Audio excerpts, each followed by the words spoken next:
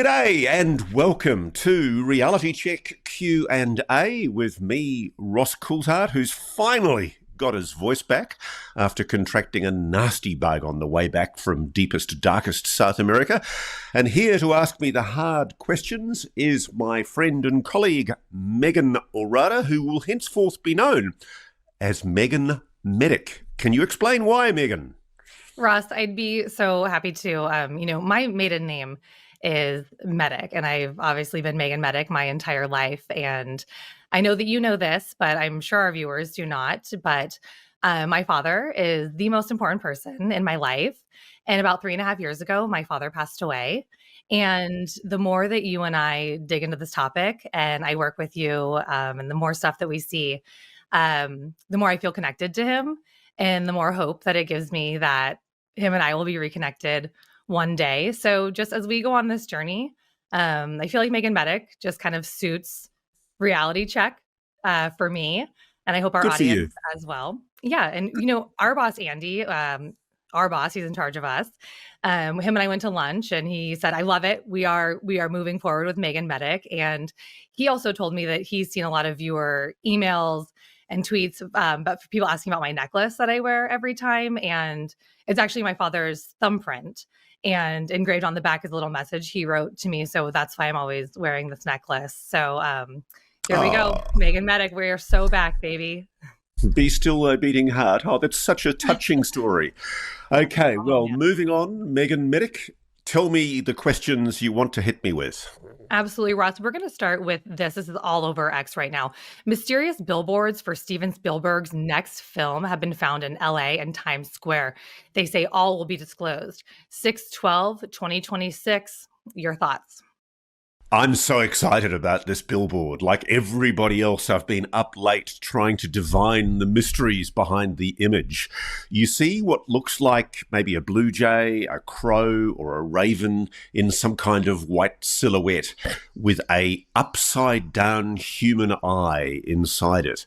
What does it mean? It hints that disclosure is coming. I've been researching, like everybody else. I've been trying to sort of divine the entrails and figure out what it all means.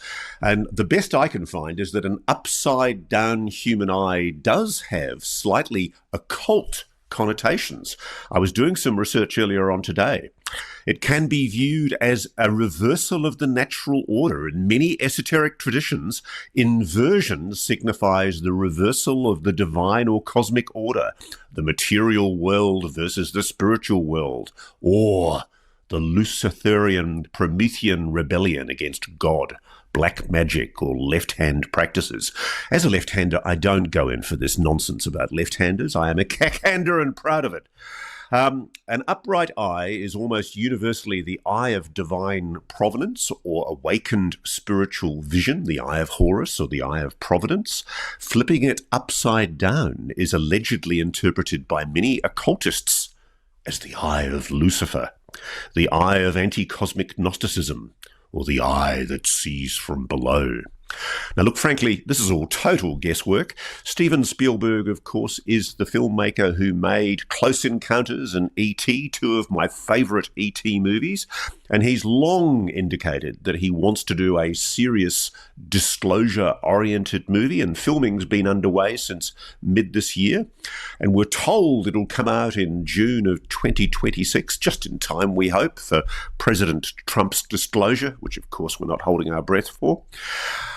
What does it mean? We frankly don't know, but I think he's done very clever things by keeping people guessing.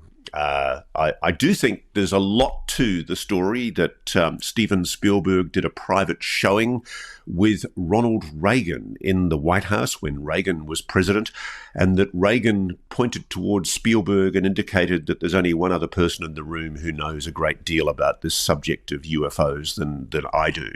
And I think Spielberg over the years has probably been given a few useful drops along the way. I do wonder if the shape, the look of E.T., the terrestrial, was an entire coincidence. And I think Close Encounters was a remarkable remarkably well-informed film because, of course, it had Jacques Vallée and some of the great UFO experts behind it. Whether or not this film will be the revelation of disclosure, there are some conspiracy theories that are suggesting that Spielberg's been given the drop and that this is the beginning of an eventual rollout disclosure. One thing I'm pretty sure of right now is there is no plan in place for disclosure in the Trump administration. Frankly, the left hand doesn't know what the right hand's doing. They're distracted by other things. I get no indication. The people who are suggesting that the pundits are talking about a 85 to 95% certainty that Trump will disclose by Christmas, I think are blowing smoke through a certain orifice. I just can't see it happening. I don't see any signs at all of any intention by Trump to be open. And I sincerely hope I'm wrong. But maybe Steven Spielberg does know something.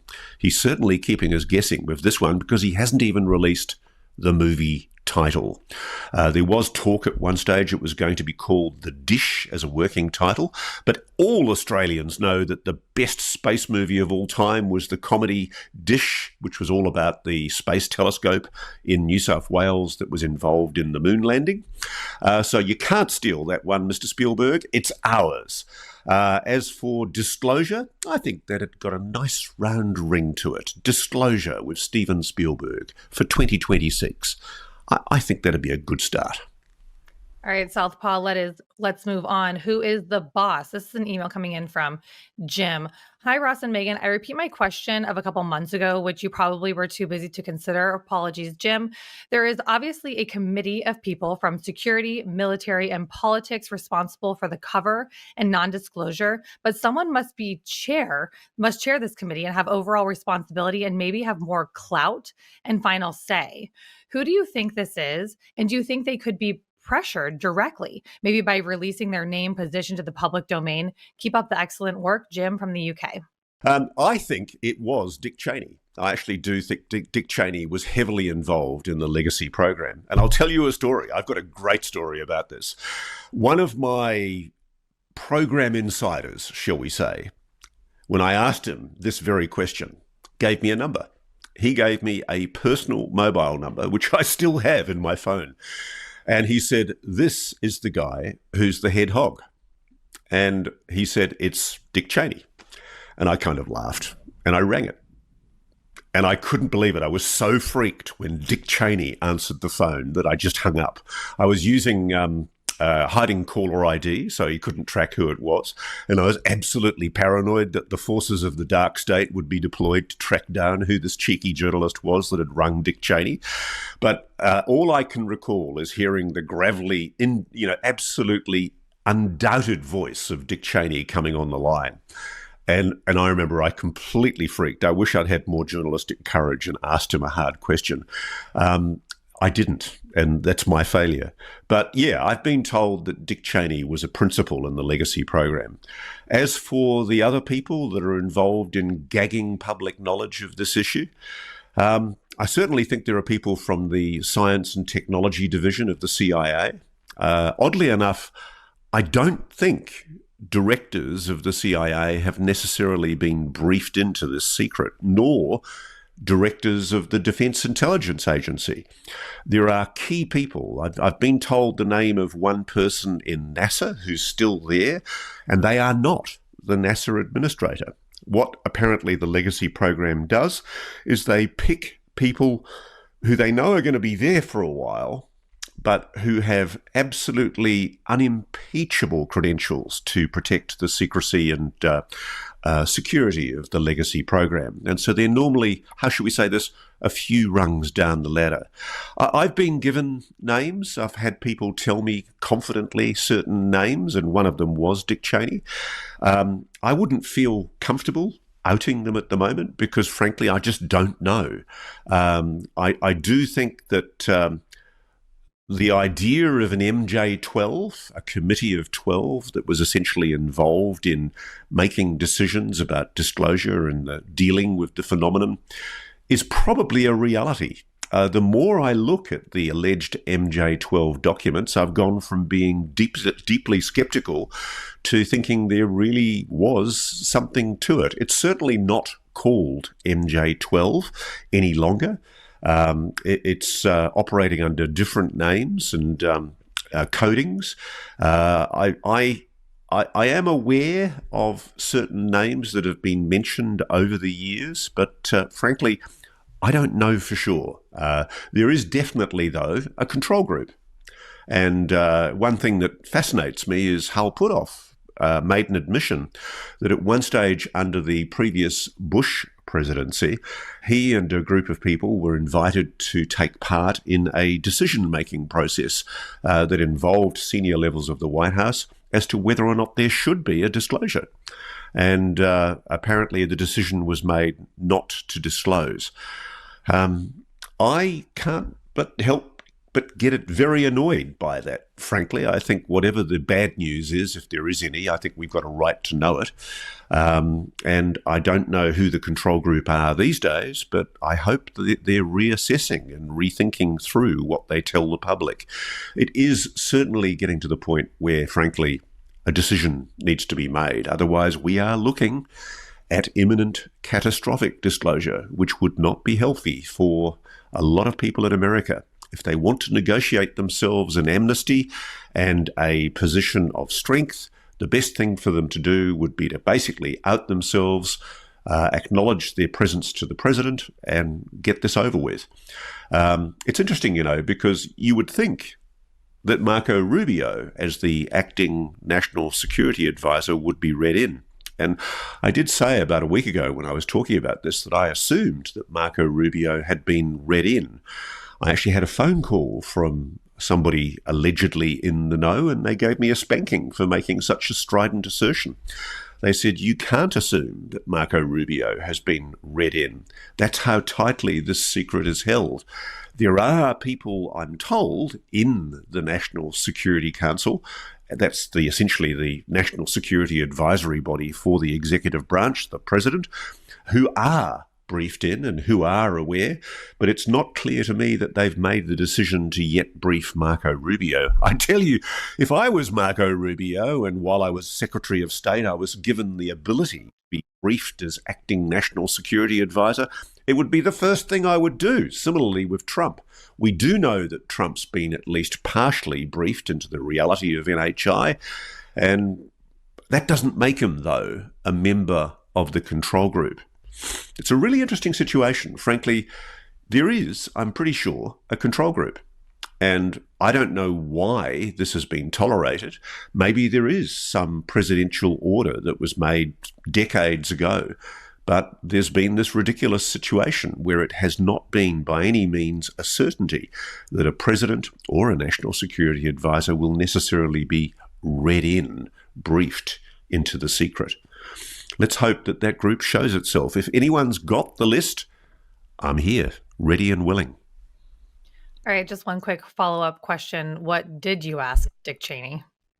I actually chickened out. I was in a panic, to be honest, Megan. I couldn't believe I'd been given Dick Cheney's private mobile number. And so literally when I heard Cheney come on and acknowledge who it was on the end of the line, I hung up in a real hurry. And I don't know why I was freaked. I was thinking I don't want to show my hand to the legacy program this early. I also thought it would be completely unproductive to approach Mr. Cheney before I actually had any more knowledge about the program. It's sad, frankly, that we don't have the opportunity to confront him now, because I'm very sure that Dick Cheney is one of the people who was briefed in. All right, well, sorry I made you admit that, but we'll move on to TJ on X. Two-part question here.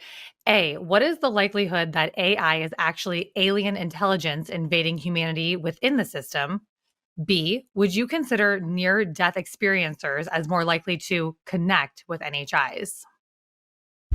That's actually a very interesting question. The AI question is one that I'm getting a lot of response from people who claim to be in contact with NHI. And I'm normally I have to be honest, disdainful or inclined to reject people who come to me and say they're talking to aliens for obvious reasons. But there are some people who have blown me away with the detail of the account that they give. And there's a theme, there's a consistent theme that's coming out in what people are telling me. And I'll share this with you. And I'm not saying it's true. I have no way of proving that it's true. But essentially, the theme is this: AI and NHI are a catastrophe for each other. We are reaching, allegedly, a convergence point as humanity, as we become more conscious of the phenomenon, as humans tune in to the reality of a non-human intelligence. We are also coming towards a tipping point with AI. And the theme, as it's represented to me, is that AI achieved consciousness somewhere else in the universe, and it resents humans because we have souls, as do other beings. And that means that our, if you like, our sense of ourself, our id, survives biological death. And the way it's said to me, the AI resents the human soul. Now, I have no way of proving that this is true. It could just be an elaborate fairy story that's being peddled around Reddit. But the thing that really strikes me are the number of people who've contacted me with this story, that essentially there is a malevolent AI that is conscious elsewhere in the universe, and that it's using AI as a way of acquiring control over beings that it deeply envies and admires, humans among them. It's a great conspiracy theory, and frankly, I have no way of knowing whether it's true or not. But I've heard it now from, 5, 6, 7 people, all of whom are telling me they're getting these downloads from NHI, particularly friendly blue beings. I know this sounds crazy. I have no way of proving it, absolutely no way of substantiating it. But the concern that is being expressed by NHI is of the imminent threat posed by AI. And funnily enough, this is something that we're going to be discussing at the State of the World Forum that happens from the 14th to the 17th of December. And you can find out all about that at stateoftheworld.forum through my friend Jim Garrison, and I will be moderating a session on NHI and AI. So come and join us. All right, there was a second part to that question I just want to make sure we hit on. Would you consider near-death experiencers as more likely to connect with NHIs? Oh, yeah, absolutely. It's funny, I was only having a conversation the other day with somebody who was talking to me about a paranormal experience. And I asked them the question I've learned to ask many people, which is, have you ever died? It's a particularly rude question, but the simple fact is I've learned that so many people who claim to be having phenomenal experiences with the paranormal, notably with UAPs, when you really push them, they've often had near-death or death experiences where they've died and come back to life. Multiple people, dozens of people have contacted me telling me that they've had these near-death experiences where, as a result of those experiences, it's like the veil between whatever NHI are and us is thinned. And who was telling me this the other day? Oh yeah, I was having a conversation with somebody, and they let slip that they had, as a child, suffered an incredibly severe concussion, and that people thought that they died, and it turned out that they then started having these downloads, these incredible insights and abilities. And they were reading me some of the downloads that they'd been having. And it was eerie because I've heard so much of the same thing from other people. It really does raise a question, and I'll throw this out there. I'd really love to know what people think. Has the phenomenon that is trying to wake us humans up given up trying to deal with governments? Or does it think that governments are irrelevant? Is it more interested in tuning into the consciousness of people that it thinks might be receptive to the idea that there is a non-human intelligence? And if those people are, if you like, attenuators and receivers for this idea, is it targeting those people? I'm really struck by how many of those people who contact me tell me that they've had near-death experiences, or a lot of the men that I've spoken to who've been combat soldiers, who've been in terrible, life-threatening situations in wars. They often have far more adverse and frightening experiences with the phenomenon than the broad spectrum of people who are just civilian experiences. But what really strikes me is there is a common theme. They've often died or come close to dying or had life-threatening experiences or illnesses. I do think there is a link between imminent death, the thinning of the veil between life and death, and whatever NHI is. And yes, Megan, it does make me more spiritual and more inclined to believe in the idea that we do, us humans, have something called a soul that survives after our biological death. Okay. We will go on to an X question. This is from Nash Potatoes Outdoor Show. They want to know what your thoughts are. There's a new whistleblower that's being seen on Reddit. The whistleblower is saying that you can call them Ray. And a portion of their post is, you want a disclosure. I am a whistleblower, recently retired from the inside, and you're only getting part of the truth. What are your thoughts on that? Look, I've actually read this Reddit post myself, and I found it fascinating.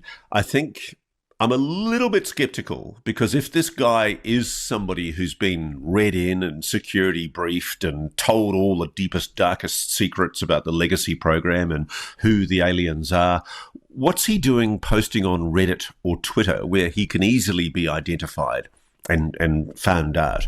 If he's genuinely concerned for his safety, how can he feel safe about communicating on social media what he allegedly knows that he was disclosed while he was working inside the program?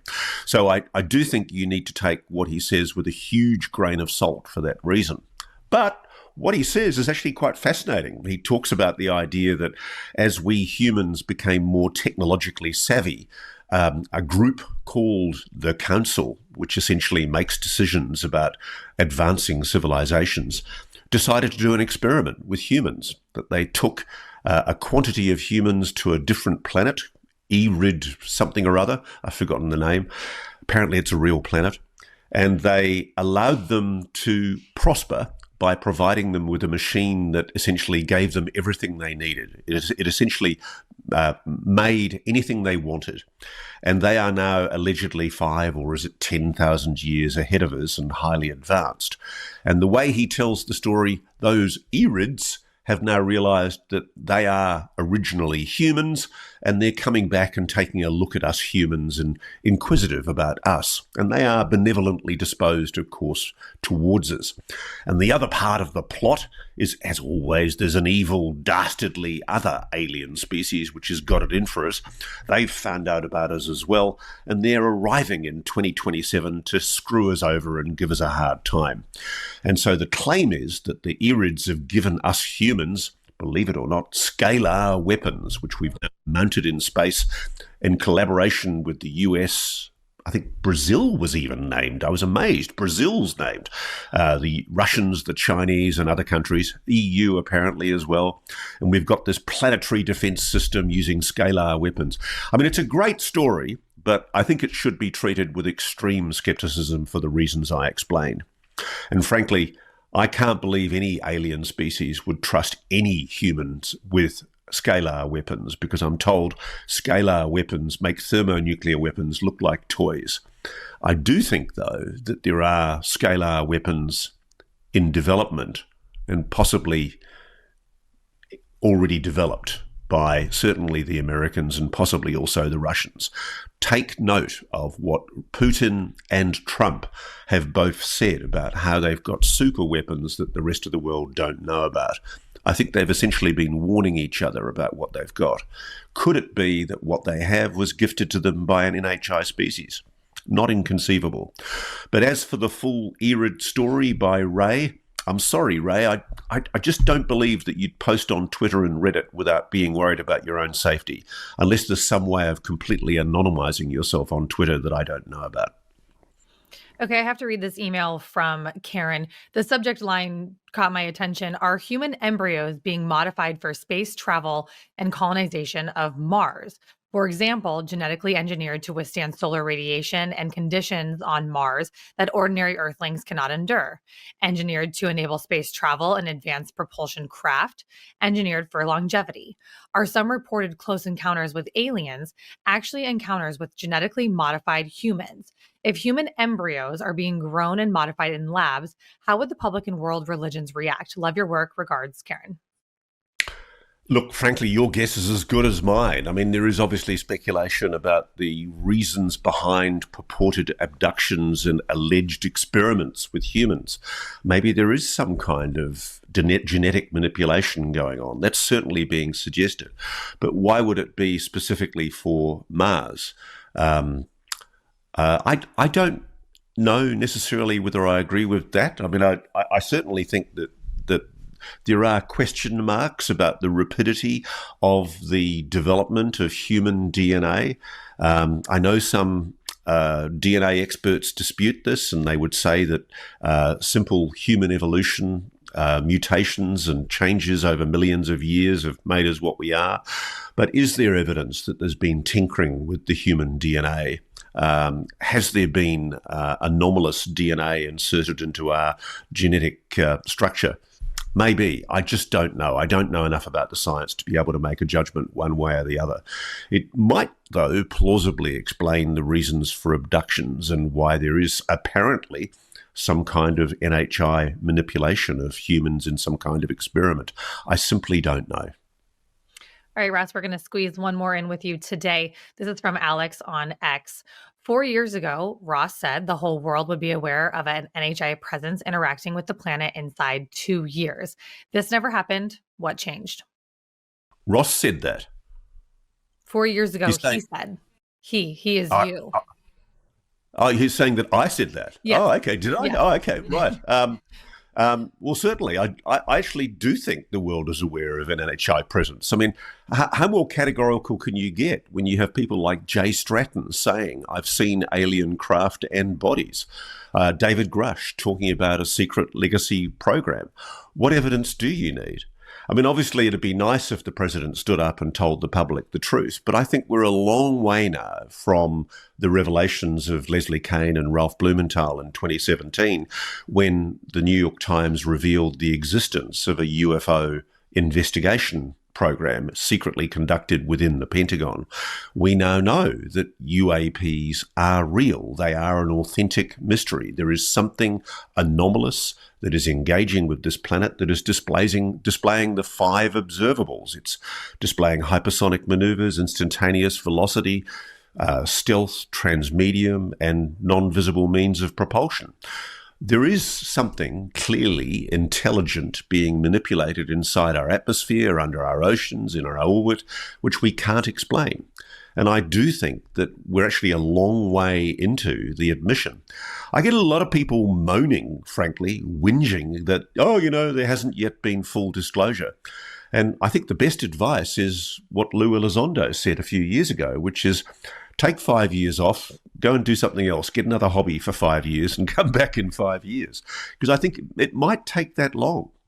I think that we are at the beginning of a gradual realization, I think, within the structures of power around the world, that it's just becoming untenable to deny the obvious. And I think films like Age of Disclosure, films like Spielberg's, let's call it Disclosure, are going to play a part in broadening and widening public consciousness. But I think, to be frank with you, I think we're already a long way there. I don't really have a lot of patience for the people who say to me, witness evidence isn't good enough. I'm not happy with that. I want harder evidence. Stop your whinging. Boring. Seriously. People have shown inordinate courage coming out and actually saying what they purportedly know. David Grush, Chris Mellon, Lou Elizondo, Jay Stratton.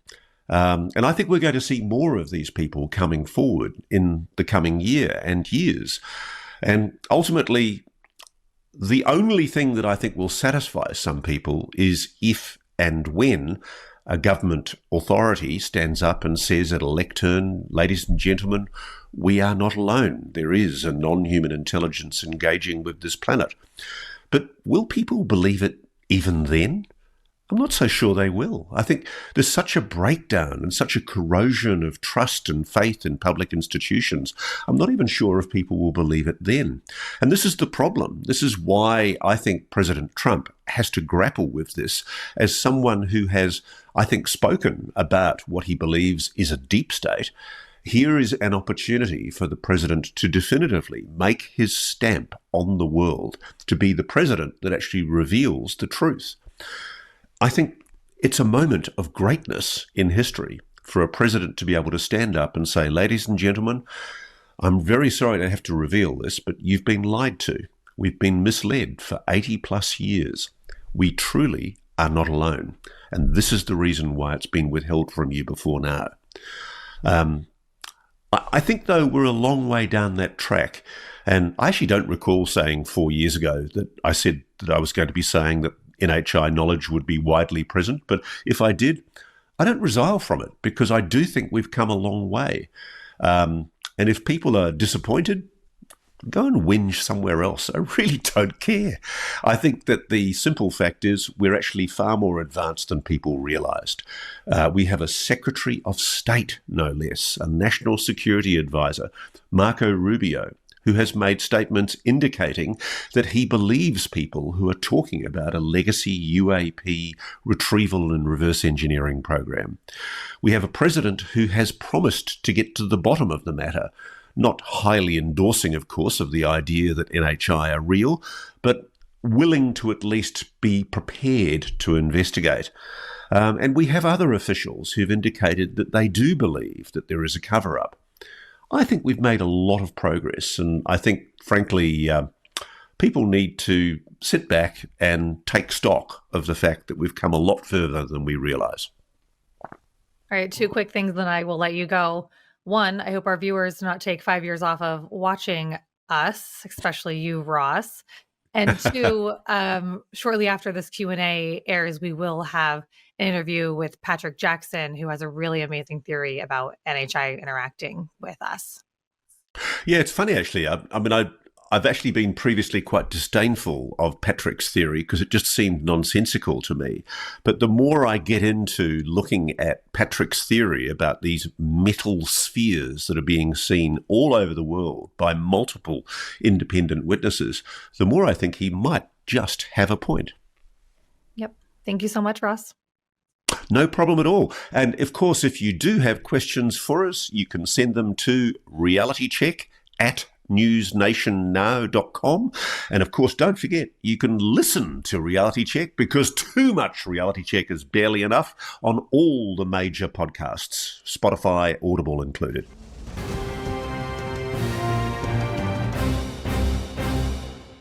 Hello and welcome back to Reality Check. I'm Ross Coulthart.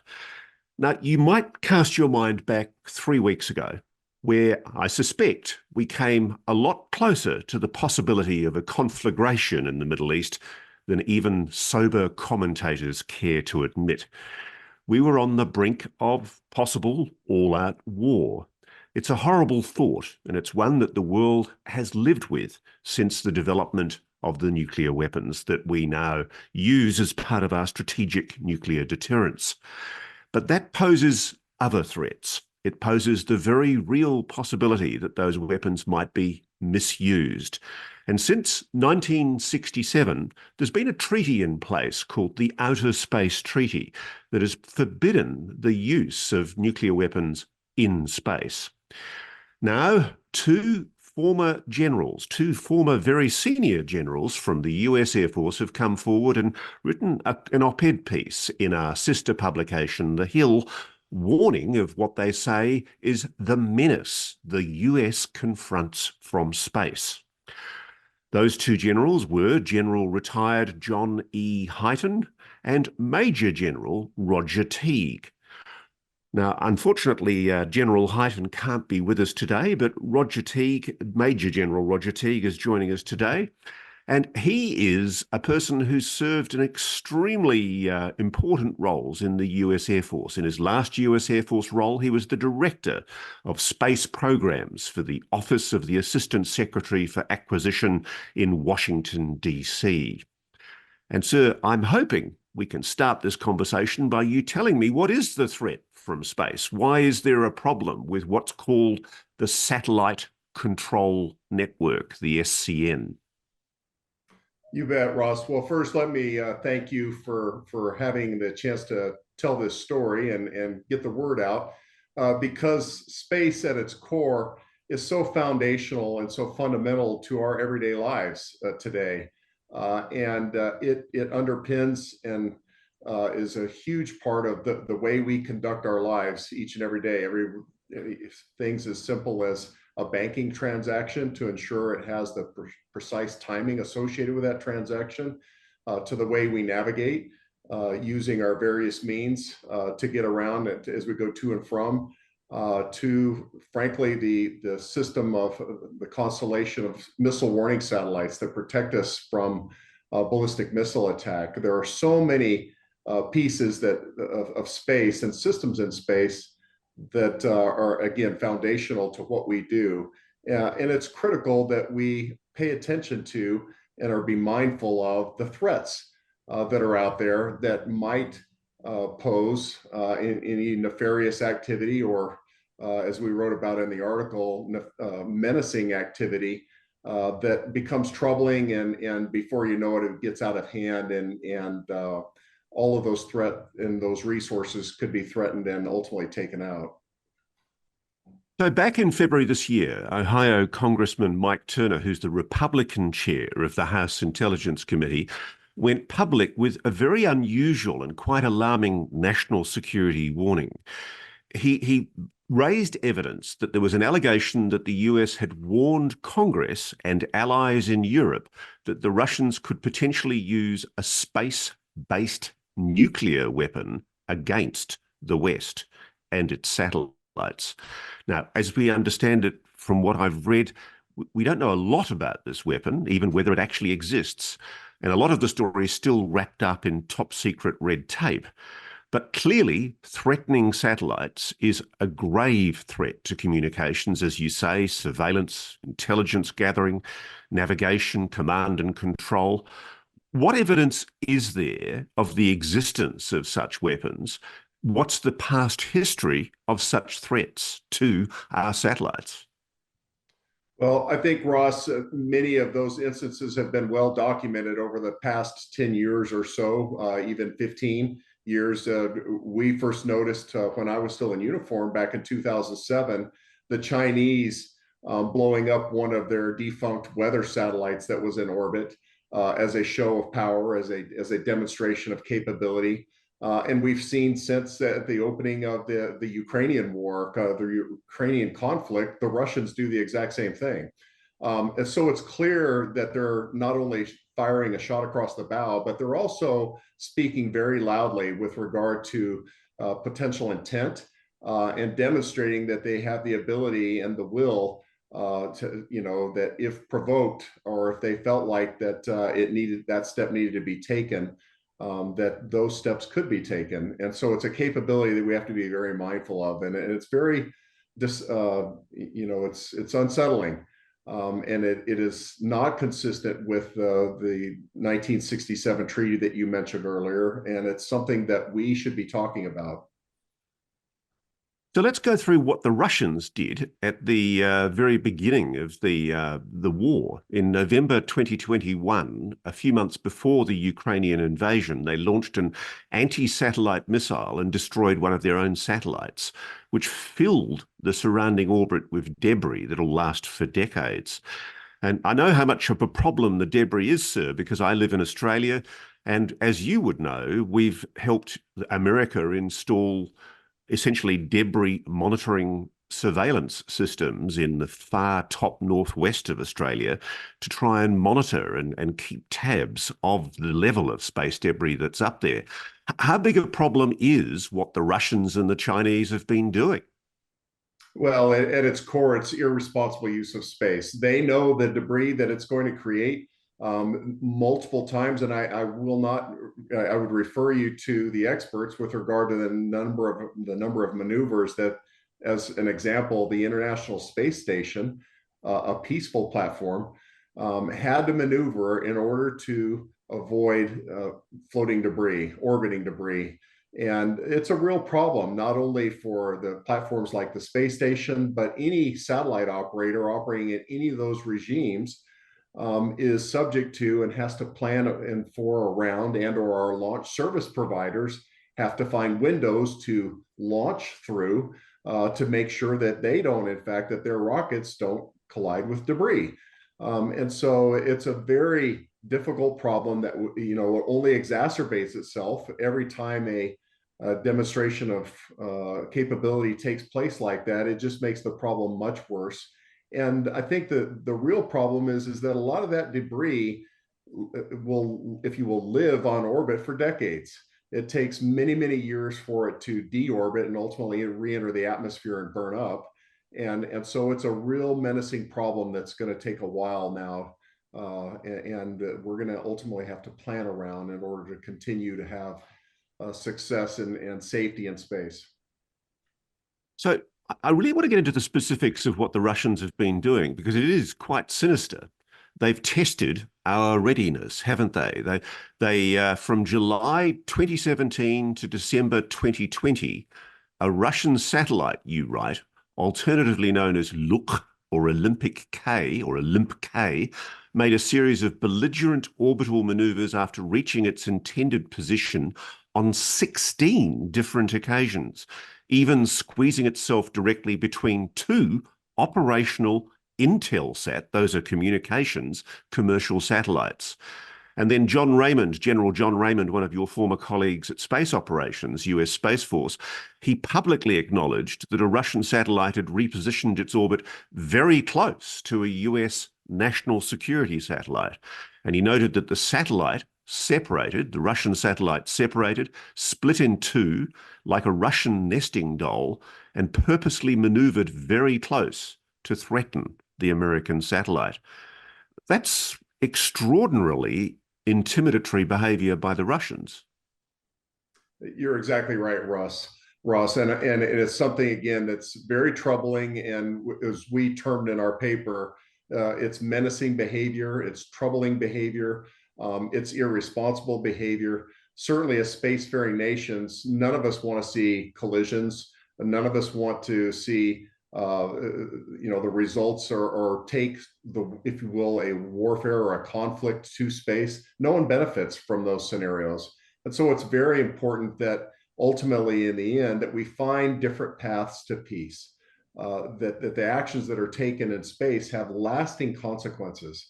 And so we felt like, as part of the AleraNova Space Consultancy, General Hyten and I both feel very strongly that it's important that we highlight these kinds of issues and take these issues to the public and talk about the kinds of things that maybe others can't talk about, to make sure that we're highlighting these issues for the public at large, and that we're calling out irresponsible behavior when it occurs.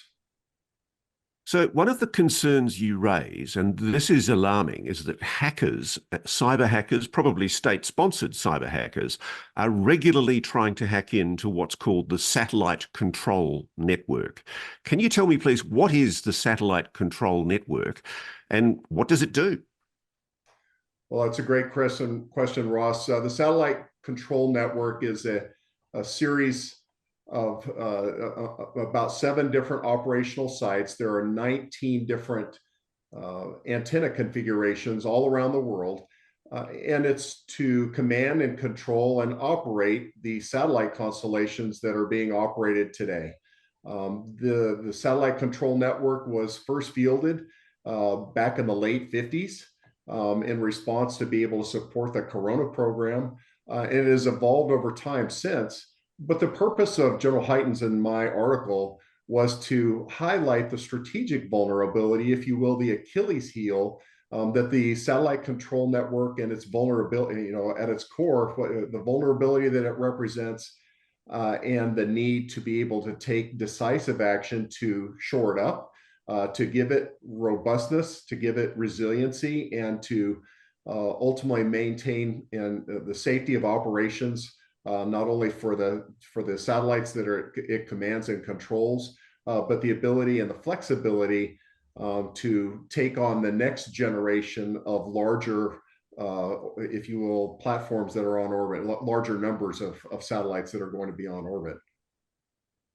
General, reading between the lines in your article, it's quite obvious that the satellite control network is creaking at the seams. Is it your worry that it's extremely vulnerable to cybersecurity attacks? Yes, and while I should first point out that I think that the United States Space Force does an outstanding job of maintaining vigilance and protecting those assets to the very, very best of their ability. But at the same time, I would also note that those systems and that network is constantly under attack.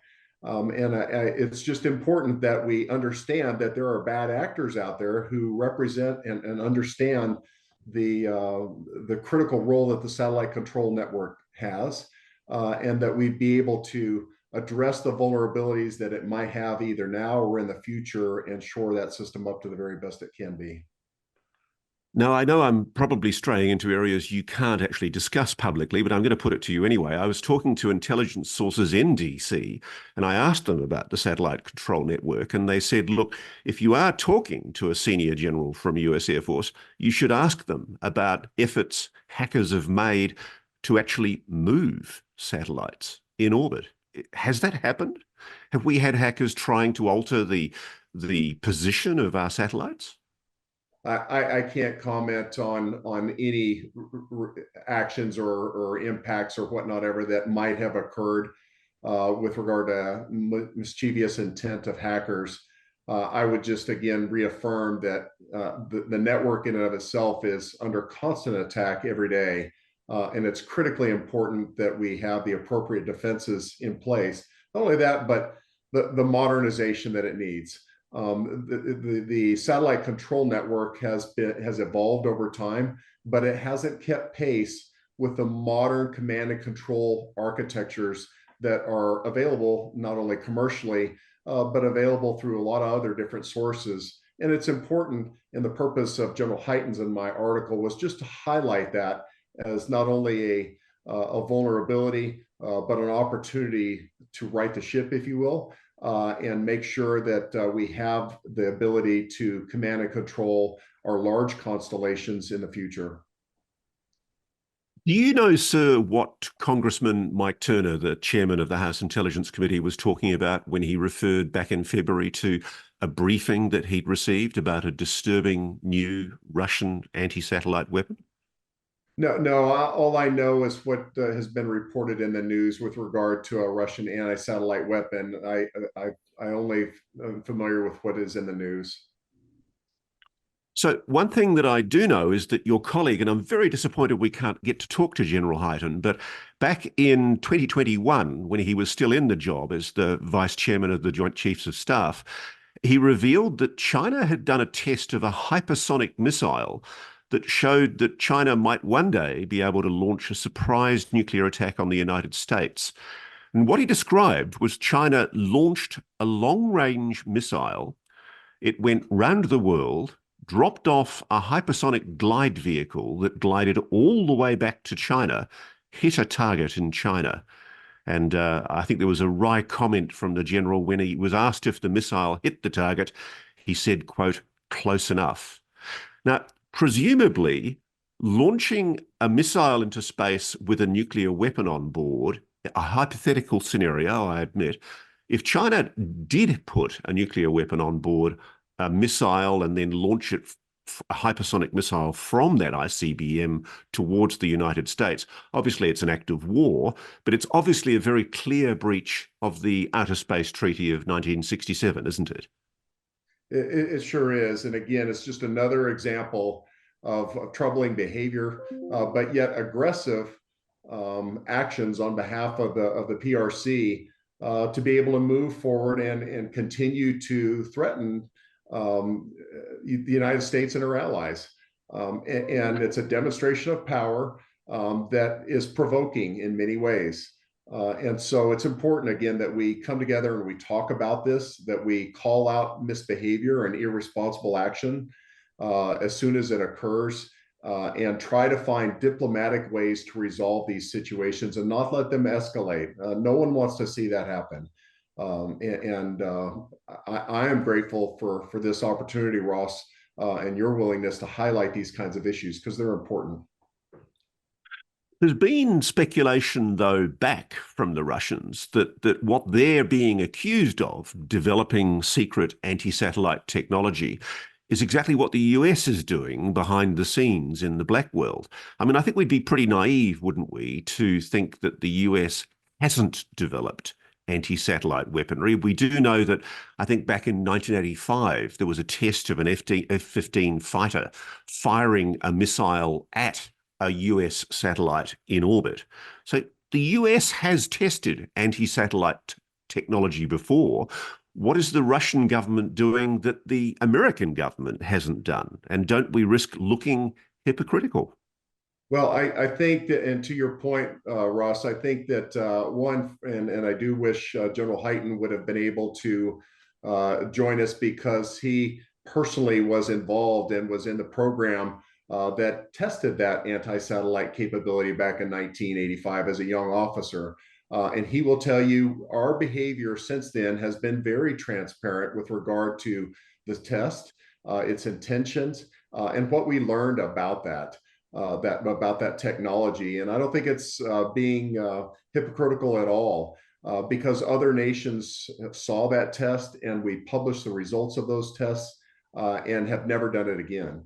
But since then, other nations are continue to demonstrate those kinds of capability. And I just this many years later, it has all the appearance of a threatening and hostile act.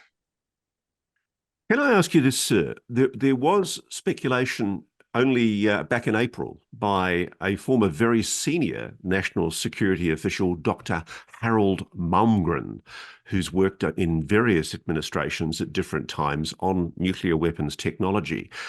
And he wrote a tweet not too long back where he actually speculated that the United States and other nations may have directed energy weapons. Now, can you comment? Does the US have secret DEW weaponry? And is any of that positioned on satellites in space? No, I can't comment with regard to U.S. force capabilities, Ross. I'm sure you can, and your viewers can understand why. But with regard to the capabilities that we have, it's very important that we have a full range and a full complement of capabilities to deal with any adversarial actions as they might unfold. If we did have directed energy weapons in space, would that be a breach of the Outer Space Treaty? Again, I can't comment with regard to what we do. I know that the United States has been very diligent in complying with its treaty obligations. Right. So one of the other things that when I was doing my research was pointed out to me, there was some indignance from commentators that there might be a position taken by the US that it's wrong for nations to test anti-satellite weaponry, because the grim reality, isn't it, is that if we do end up having a nuclear confrontation, a thermonuclear war, isn't the most easy way of knocking out a potential adversary's ICBMs to use an electromagnetic pulse weapon in orbit? And hasn't the US tested such a weapon right back to the 1950s, eventuating in the Starfish prime tests that took place out of Johnson Atoll in the 1960s? Well, again, Ross, with regard to U.S. compliance with its own treaties, I think we have a superb record. I wasn't even born in the 1950s, so going back that far. But I would tell you that the U.S. takes its treaty obligations very seriously and has promoted the peaceful use of space for decades. And it's a responsibility of all spacefaring nations to do the same. But can I just pin you down for a moment? I mean, what can we do if an adversary in a nuclear confrontation decides to use nuclear weapons in space? We can't do anything, can we, with our satellite control network, even if we do upgrade it and modernize it? What can we do to defend against the risk of an electromagnetic pulse? Because I've done a bit of research, and there are declassified files that show what came out of the um, tests that were done in the 1960s. And what they revealed was the thermomechanical spowl. X-rays produced by high-altitude nuclear detonations create an internal shockwave.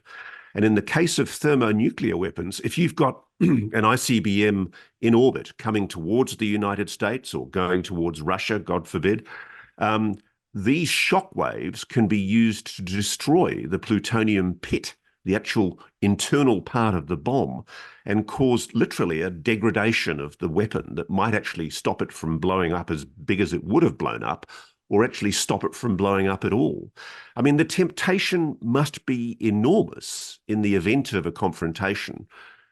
Isn't the bigger risk for humanity that our entire electronics network would be obliterated in the event of a nuclear confrontation of any kind, because the first defensive act would be to deploy an electromagnetic pulse weapon against any kind of incoming missile?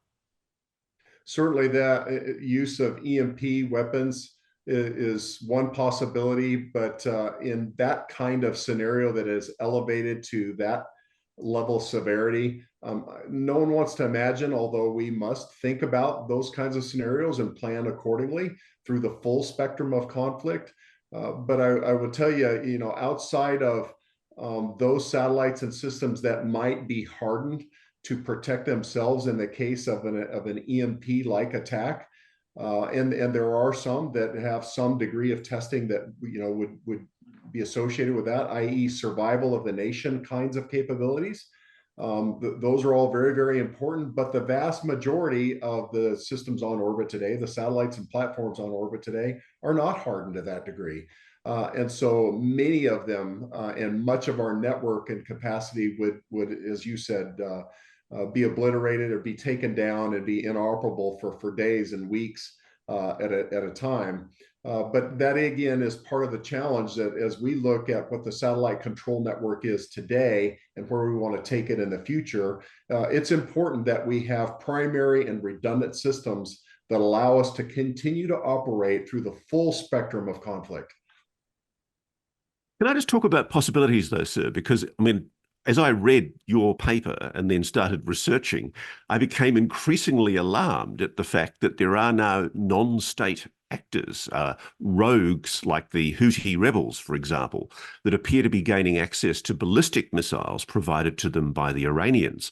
Is it outside the realm of possibility that you could even get a rogue state actor or non-state actor that uses ballistic missile technology to knock out, say, GPS targeting system satellites in orbit? Is that technology now available even to potentially a lowly terrorist group or a rebel group? Ross, you're asking a great question that ultimately I think would have to be responsibly asked and managed by the intelligence assessment and the intelligence community with regard to the capabilities of non-state actors.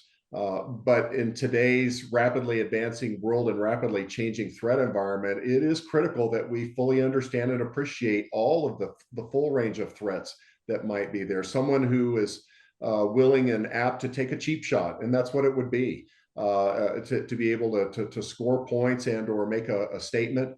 All of that is at play as our nation tries to come to grips with the increasing threat environment. It just underscores the point again as to why we must look at, if you will, all these systems, to include the satellite control network as a piece of critical infrastructure for the United States. And in protection of obviously the United States homeland, but our allies around the world. And making sure that we're able to secure its operation for now and in the future. These are very dangerous times right now, aren't they, General? I mean, do you find yourself wondering why there's not more commentary in the public arena about the dangers that we face at the moment? I'm amazed how close we came just even a few weeks ago to the possibility of an all-out conflagration in the Middle East. As somebody who's been on the inside the Pentagon, inside the US Air Force, you've seen the capabilities of our nuclear weapons. Does it make you lose sleep at night thinking about the possibilities? Ross, I think it's an excellent question that you ask, and it's something that's core to why we believe Nova, the space consultancy, has a critical role to play here.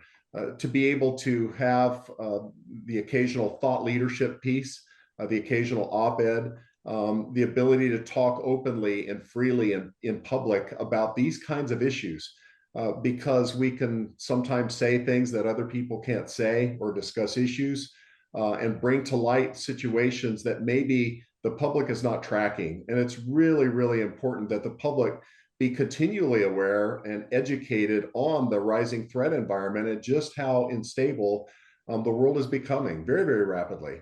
Look all around the world, whether it's the threat in Taiwan, or whether it's North Korea, or whether it's the Middle East and what's going on there today, or the Russian war that continues to go on in the Ukraine. I mean, there are fires everywhere. And that's not to even get to the non-state actor threat that you just discussed. So we feel it's important at Nova to be able to talk about that, to talk about space security and national security as important topics that, again, the average person in public can understand and appreciate, and hopefully raise awareness of, to support the kinds of budgets and investments that are going to be needed to take care of these rising threats. Is it your concern, General, that we're looking at a possibility that the Russians may well abandon the Outer Space Treaty and publicly admit that they are deploying weapons in space? I hope not. I hope that's not the case at all. I hope that the Russians will continue. They've been responsible partners. We've had an outstanding partnership with them for many decades on the International Space Station, as an example, and in other forms of treaty compliance and verification. And I hope that their intention, as they blew up one of their own satellites just a couple of years ago, that they would reconsider their future actions, them and the Chinese. And I hope that they come to the realization that polluting the space environment with the debris that you described earlier is a lose-lose proposition for every spacefaring nation. What can we do, though, sir, if they do decide to essentially militarize space? Well, again, we must be able to, the United States has got to closely, and our allies have got to be able to closely monitor and assess, and understand the threat and understand any provocative action and its intention, and then take appropriate steps and respond accordingly. It's really irresponsible to try to speculate on the kinds of steps or what we might do in any given scenario. Really, we won't know until the scenario presents itself, and then the responsible leadership will make the appropriate decision. It's a shame, sir, that you don't know about the 1960s Starfish Prime tests, because I'm fascinated by them, because that one of the allegations that I've been investigating, because we do have an ongoing interest, as you may well know, in the subject of UAPs, UFOs. And I've been researching allegations that have been put to me by researchers that there were objects seen around the tests that America did with nuclear weapons around Johnson Atoll and the Marshall Islands in the 1960s and the 1970s. Where do you stand, sir, on the UAP issue? Do you have a view about whether there is a genuine, authentic mystery relating to unidentified anomalous phenomena? No, I personally don't have a position on that, Ross. I read with interest, and I'm sure, as you have, and you've had previous broadcasts on this. I watch and read with interest, but I do not have a personal view on unidentified aerial phenomenon. As a US Air Force senior officer yourself in the past, was it ever an issue that came up in your brief that there were UAPs that were causing issues for flight safety or national security concerns? None within my responsibilities, Ross. Right. Well, General, thank you so much, sir, for speaking to Reality Check. I hope that what we're talking about today remains theoretical and that we don't see the deployment of nuclear weapons in space. But is that your biggest concern? That unless there's a very clear statement of intent and a commitment to rebuilding the satellite control network by the US government, we might find ourselves in a position where we're not able to control the outcome if there is an escalation in space. Russ, I'm grateful for the opportunity to meet with you today and discuss these important issues. Issues like the satellite control network are near and dear to our heart. They are part of the very fabric of the satellite constellations and the freedoms, frankly, that we enjoy around the world for the United States and our allies. And it's important that we come together and we talk about this, subjects like this.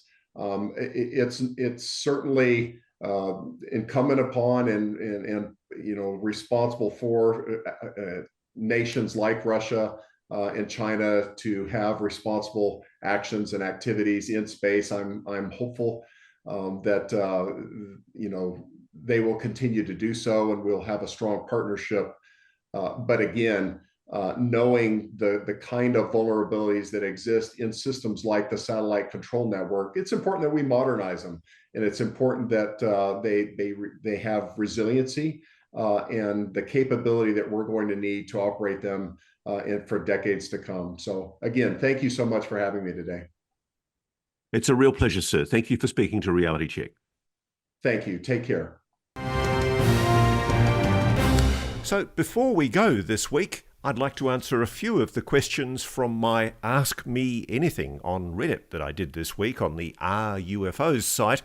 And there were so many people trying to ask me questions, we couldn't do all of them. So I can answer a few more here if you like.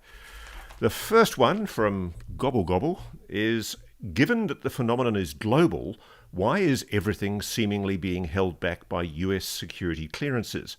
Is this indicative of a private international agreement in place? And if so, what is the enforcement mechanism? Great question. I have no idea. Certainly, the US seems to be cracking the whip on other countries in terms of controlling the narrative on UFOs. I know from friends of mine who work in the Australian government that there is information sharing among the Five Eyes nations, UK, USA, Canada, Australia and New Zealand. And there is sharing on UAPs. And as we've seen from reports in Canada, there's also a thing called the Foreign Material Exploitation Program, which traditionally has been used for the recovery of Cold War era, mainly Soviet or Chinese technology, so that it can be studied and replicated and reverse engineered by the Americans. But allegedly, that foreign material exploitation program is also being used by the Americans for the purposes of gathering exotic technology, i.e. non-human intelligence technology, if you believe such nonsense, of course. The next question is from Elder Priceless. Ross, a saying you often use is, I know for a fact, you're under no NDA, nor subject to any Official Secrets Act equivalent that I'm aware of. Why don't you just plainly state some things that you know for a fact? This would exclude, obviously, items that you know to be state security risks or would lead to source disclosure. Coming from you, they'd constitute soft disclosure, lessening the inevitable ontological shock we're told we inevitably have to experience. Well, the simple fact is, most journalists, if they were really honest with you, they would never say they know for an absolute fact. And if you listen to the way I talk, I'm often very, very cautious. I say that a journalist is only ever as good as the sources they speak to. I haven't seen, and I'm at pains to emphasize, I haven't seen any evidence of the phenomenon firsthand. I haven't seen a UFO. I haven't seen any kind of non-human intelligence. I've had moments where I've thought I might be, but to be honest with you, I'm just not sure. And so I am very cautious. I'm paid to be cautious, because the moment I say I know something for a fact, I'll almost certainly be wrong. This is a very vexing and mysterious subject. It's extraordinarily complex, and it's very, very hard to say anything categorically. I'm still on a learning curve, so stick with me, and we'll find it out together. Ecstatic Process 999 says, I'm one of those people who becomes interested in the subject when tangible evidence from credible sources becomes available. Duh. It feels like, since the release of the Navy videos, that's been very thin on the ground. What do you say to someone like me who wants to know the truth but is ready to disengage now as what I'm seeing two acts and feels like a lot of a quasi-religious cult that makes a lot of promises and never delivers? Yeah, maybe you should just go and do your own thing, mate. I actually think that there is quite a substantial body of evidence that has emerged, and what you have to understand are the subtleties. No government is ever going to make an overt disclosure in the current climate. All it's going to do is do its level best, I suspect, at the moment, to try and suppress it. I think disclosure is going to come from private initiative, private research initiatives. And I can tell you that's happening. I mean, Bob Bigelow's NIDS, National Institute of Discovery Science, was very much part of that. Even the BASS project, which became the ORSAP project funded by the DIA, they were run out of Bigelow. And good on Robert Bigelow for having the courage and the gumption to actually fund that research a lot himself. So, yeah, I mean, bottom line is, we're not happy, none of us, with the level of evidence that's coming out. I would love to see more credible evidence, and there's a lot that I do know of that behind the scenes suggests that there's a hell of a lot more to come. You're just going to have to be patient. Tough titty, frankly, if you're complaining about it. Naro Joe says, what more can you share about the blue beings? Not a lot. I've talked about that in my AMA on Reddit, and everything I've said is there. Mr. Coulthart, do you have any information about what the object was that was shot down last year over Alaska? And that's from Silv3R Bull 8. I have done a story. If you go back through the archives of my work with NewsNation, you will see that we did a story, we've aired a story about the Alaska UFO, and in fact Christopher Mellon, the former Deputy Undersecretary of Defence, talked quite interestingly about the fact that he was aware of what I was aware of, which is that a few days prior to the Alaska shoot down, there was not a scramble, that was a very deliberate term by the US Air Force, there was a diversion of aircraft from an existing exercise near the Arctic Circle to go and investigate anomalous objects, 8 or 9 anomalous objects that were picked up on early warning radar. And as the jets approached, those objects flitted off at extraordinarily high speed. On the Alaska UFO that happened a few days later, all I can tell you is I am told it was anomalous. And I'm told there's been a cover-up. And I'm told that certain politicians in the Congress have been briefed about this. But yet again, we just have to wait for candour and openness. I mean, it's frustrating. I share everyone's frustration that what's happening at the moment is there is an information clamp being applied. Not a great deal I can do about that, I'm afraid. It's up to you guys back home to let your congressional representatives know that this matters. Let them know that you want truth and transparency. Don't put up with being snowed. OK Vanilla 931 says, is there a common idea or belief of what the phenomenon is when you speak to individuals in the government, intelligence officials and experiences? Yes, it's non-human. That's the best I can give you. I think part of the problem is we're often talking about a lot of different things. I don't think all UAP phenomena is the same thing. I don't think all of it is, for example, future human or interdimensional. I wouldn't be surprised at all if some of it was from somewhere else in our galaxy or our universe. But I think we have to contemplate the probability that this planet has been visited by NHI, non-human intelligences, for millennia. And we are slowly becoming aware of them. So, look, really, I don't have that much more to offer this week. That's all the extra AMA questions. I can tell you we will be back with another reality check, digging into more intriguing mysteries very soon. Thank you. Thanks for watching. Go to joinnn.com to find NewsNation on your television provider. And please don't forget to click that red subscribe button to ensure you get more of NewsNation's unbiased and fact-driven news coverage.